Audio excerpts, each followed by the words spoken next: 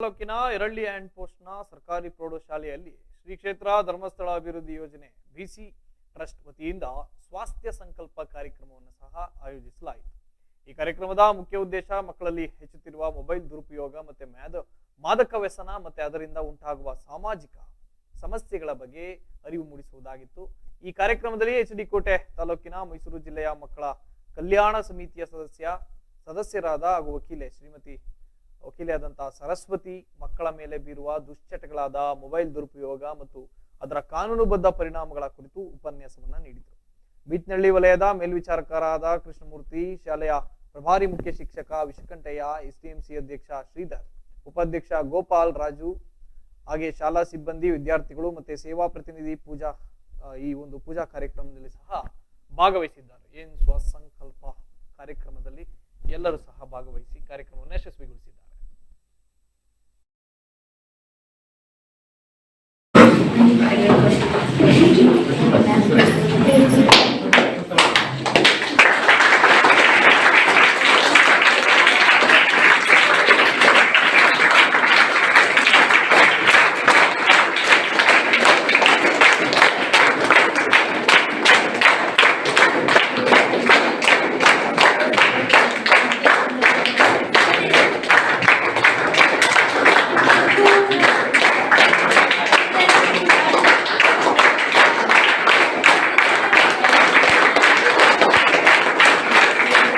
ಹಾಗಾಗಿ ಅದನ್ನ ನಾನು ಇನ್ನೊಂದ್ಸರಿ ನಿಮ್ಗೆ ಜ್ಞಾಪಿಸೋದಕ್ಕೋಸ್ಕರ ನಿಮ್ಮ ಹತ್ರ ನಾನು ಆ ವಿಚಾರವನ್ನ ಹೇಳಿದೆ.